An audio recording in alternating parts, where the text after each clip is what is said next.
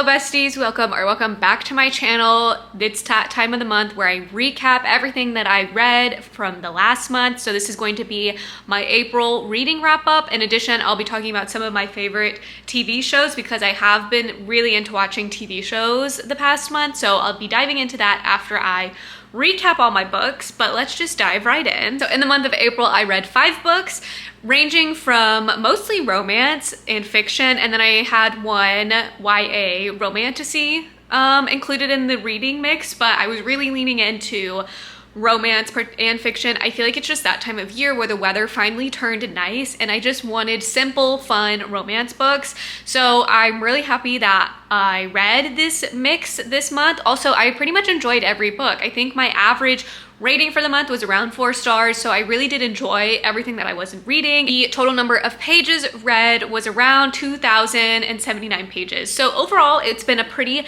decent reading month. The first book that I read and completed in the month of April was Every Summer After. This was actually a reread that my Instagram followers picked, which I have a whole reading vlog up. I will link it down below in case you want to watch it, but this was a reread for me and I just adore this book.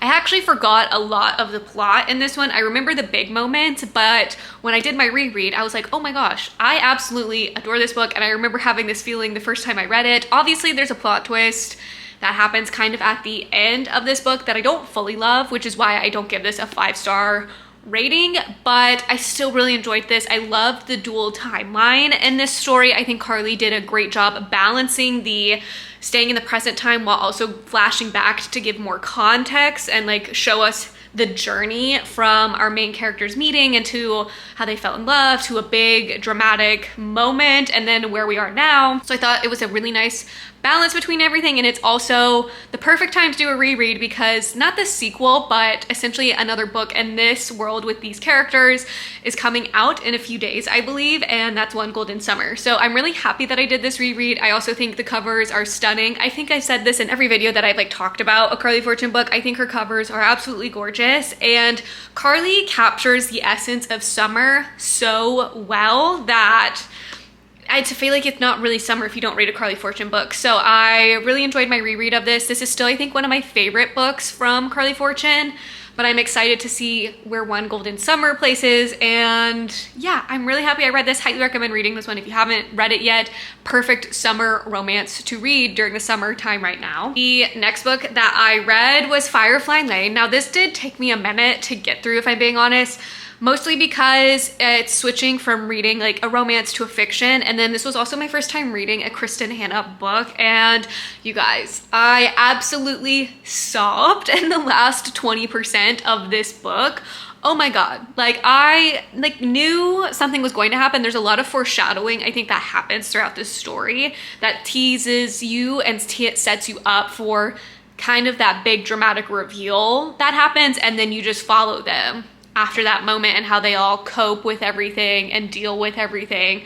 And yeah, I'm really excited to watch the TV show. Me and my mom are going to watch it together, and we'll probably pace ourselves and watch it during the summer. I can't believe it took me this long to read this book. This was a 5-star read for me, and I am so happy I finally read this. I feel like this was a book that I kept putting off, but wow, this was exactly what I needed during this time, and I'm actually happy that I did wait for it because I think I was in the right headspace to read this book, and I just really appreciated the messaging around friendship in this story is so profound, and I feel like a friendship is as impactful as like a romantic relationship, and it has a found family aspect. There's just so much heartstrings, like tugging at the heartstrings moments in this book in particular that I just can't believe it's taken me this long to read it. I now understand why people love Kristen Hanna books, and I am eager to read more from her. I just don't know which book to read next. Her books are on the thicker side, so I do want to make sure I pick them up at the right time, because I feel like if I pick it up when I don't want to read it, then I probably am not going to enjoy it. But I really, really enjoyed this one.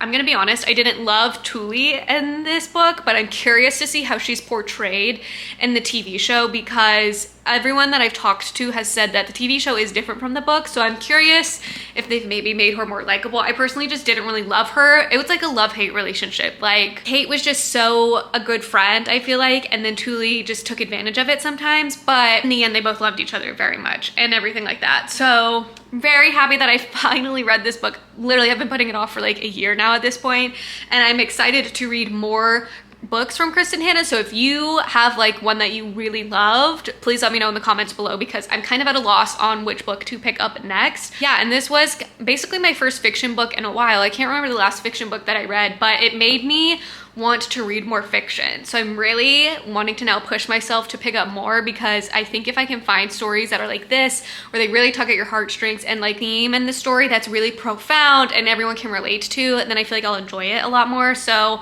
I just really enjoyed this one. The next book that I picked up was one of my most anticipated reads for this year, and that was Fearless by Lauren Roberts. This book This book was fine, if I'm being honest. I really think the sequel, or the second book in this trilogy, Reckless, kind of ruined the characters for me. So going into this one, the bar was already set really low, and I was entertained for the most part. There is like a second trials that basically happens in this book, so that's fun. It was kind of reminding me of like Hunger Games Catching Fire. And I know people really talked about the comparison between Hunger Games for Powerless. And so I feel like that theme continued on in this book as well. And was it still repetitive? Yes. Lauren Roberts just really repetitive and a lot of scenes or dialogue or conversation. So I didn't love that. Could this book have been trimmed down? 100%. We get another POV chapter that I truly did not care about, but I get why it was added to have like a flashy grand reveal plot twist. I feel like the POV chapter kind of ruined the plot twist in my opinion, and therefore you saw it coming from like a mile away. So those are like the things I didn't love about it. There's still some fun bantery scenes in here. There's still very high tensions at some point, and then there is a mystery kind of you're watching unfold that you don't really know what's going to happen. So I had moments where I really was entertained, and then moments where I was like, okay, it's fine. I actually didn't annotate this book, which I feel like is shocking because I did annotate the first two books. So do with that what you will. I didn't feel the need to pick up a highlighter or annotate anything in it. So now this trilogy has concluded. I gave this like a 3-star rating. I think it was fine. Or maybe I gave it a 3.5 rating. I don't know, 3.5 rating, but this was fine. I think it wrapped up everything nicely in a bow. I did really like the last chapter and the epilogue chapter. I thought those were really well done and beautiful, so I will give credit there. And then I'm still gonna stand by that. I think this whole trilogy could have just been a duology, and I think it would have been way better pacing, less repetitive, and probably more impactful. So not totally bummed, but you know, it wasn't giving the same vibes as Powerless. I think Powerless just had something really special in it, and this one just kind of tried to meet it but then didn't, and then tried to do a bunch of plot twists that were kind of predictable. So it was fine. I would still recommend it. Like, if you've already read the first two books, you might as well read this one just to see how it all wraps up, or like read the last few chapters to see what happens. But yeah, it's fine. I'm not like gushing or like going to tell my friends to immediately read it, but it could have been, I guess, a worse ending. Like, this could have been a worse book, so I do think it made up for how Reckless was. So that's all I'm gonna say. It was fine. Would I recommend it? Maybe. The next book that I read was actually an arc for Annabelle Monaghan's new release this year, and that's called It's a Love Story. You guys, this book was so fun. I gave this one like a 4.5-star rating. It really reminded me a lot of Nora Goes Off Script. So if you enjoyed that one, you will probably enjoy this one as well. It has very similar kind of, not vibes, but just the characters really just feel, the main female characters really just feel reminiscent of each other. So one, I was already tickled about the whole premise for the storyline, but you have a forced proximity. You're kind of on a coastal beach town. You get to meet our main male character's family. The entire time I was just like giggling, like, oh, is this really gonna happen? So I really enjoyed this one. This is also perfect to read for the summertime. Annabelle, I think, is so good at writing short, snappy, but impactful romances. And this is just the same. It's so impactful. It might be one of my favorites now from her, if I'm being honest. I really enjoyed it. There's just a few moments where I didn't fully love the female character at the beginning, but once you get into it, I feel like you can kind of look past that and then you're just like focused on what's happening in like the current timeline. So that was, I think, my only con and the reason why I didn't give it 5 stars, but I really enjoyed this. This one does come out soon. Let me look it up for you guys. This one does come out at the end of May, so May 27th. You guys can go pick this up, or maybe you can try and get a NetGalley request. That's where I got my request from, but I am very happy that I was happy to read it early, and I cannot recommend it enough, you guys. If you've read her other books, you'll probably love this one as well. Very reminiscent of Norgo's Off Script, in my opinion. I will say our character is not like a mom or like has kids or anything like that. She is a bit younger, so that is also a slight difference from her other books, I think. So it was fun though. It was such a good time. It was really atmospheric. They're on like a cute little potato farm, but they're also like kind of near coastally beach town vibes. So it was perfect to read in the summer, and it was light and fun, and I highly recommend it to you all. And then rounding out the books that I read for the month of April is I read Summer in the City by Alex Astor. And I literally picked up this book simply because of, one, how cute the cover is, but then also how adorable the sprayed edges are. I recently talked about this in a Bookish Favorites video. I'll link that video down below in case you missed it, but I quite literally picked this up simply for how cute the sprayed edges are. And then there's also a fun map on the inside, and I've never seen a romance have a map. This is based in New York City, and so it has all like kind of the areas that they go on dates on, our main characters, and it's just so spectacular fun. This is my first billionaire romance. I know, guys, shocking. I've never read a billionaire romance book, but this is making me realize I need to read more. I loved this. I ate it up. She's short, but quick and fun, and I can't recommend this one enough. I think go in very open-minded. Don't go in thinking it's going to be a serious romance. Like, I think this one was just fun, light, and fluffy. And I loved the setting and being in New York, because you do get to bop around all these very historic New York landmark areas, and just like, if you've been to New York, you'll probably catch on, but it's really fun to get to view the city from this way. And then I loved our characters. I thought their chemistry was great the entire time. This does have fake dating in it, so it's really fun. I personally love the fake dating trope. Who doesn't? So it was good, and it was almost like kind of forced proximity. They're neighbors, and this like swanky New York apartment. And then there's also some family struggles. Our main female character is kind of dealing with the grief of losing her mother, and then also having to like come to terms with having a relationship possibly with her father, and then trying to rebuild some, not fully rebuild, but like establish better communication with her sister. So there is a lot that happens in this book, but I think the pacing is pretty well done, and it's super easy to read. I like flew through this in one sitting because I was just like, you know what? I just want to read this book right now. It's so good. And I actually really hope this gets turned into a movie. I think it will translate really well, and it'll be such a fun summer romance movie in my opinion. And I can't recommend it enough, you guys. If you can get your hands on one of the special editions, I highly recommend going and picking it up. I have the Barnes & Noble edition one, so mine, I think on the map, has a Barnes & Noble, and then also my front casing has a red heart. Walmart, Target, Barnes & Noble, and then there's another one. There's like 4 different kinds of edges. This is personally the one that I gravitated towards the most.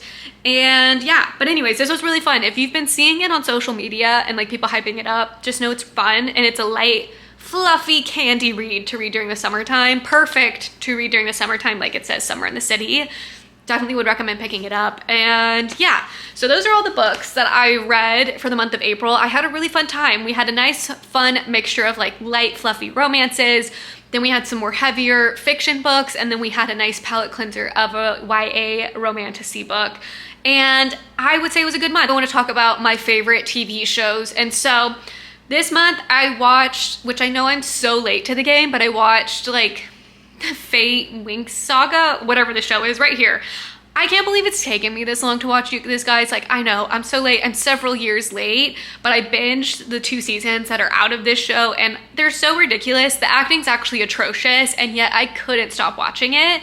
I was so addicted. I was like, I need more. These are fun. Why don't we have more TV shows that are like fairy-based characters? Like, I want more fairies in TV shows. These were fun, and I liked seeing all like the elemental magic and stuff like that. But I will say, the second season, there was some pretty bad editing.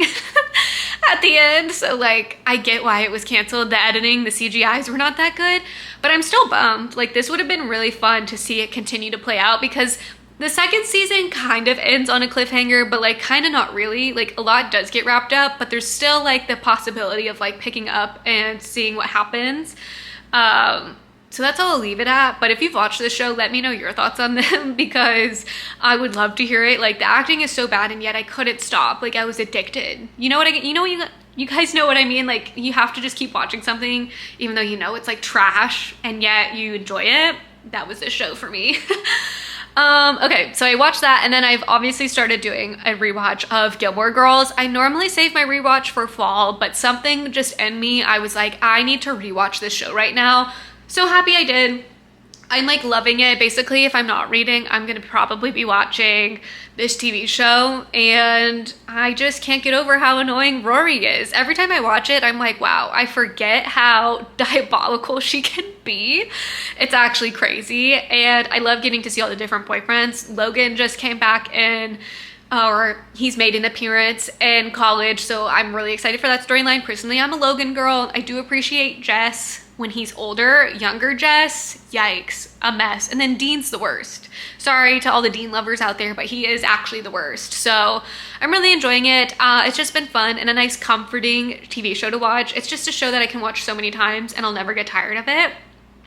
So those are the TV shows that I've been loving in the month of April. And yeah, that's gonna be it for today's video. If you've read any of these books, let me know your thoughts on them down below, or share your favorite reads from the month of April. I would love to hear some of what you guys were reading and what you've been enjoying. And as always, make sure to like, comment, and subscribe so you won't miss out on the next time I post my video, and I'll catch you in the next one. Bye, guys.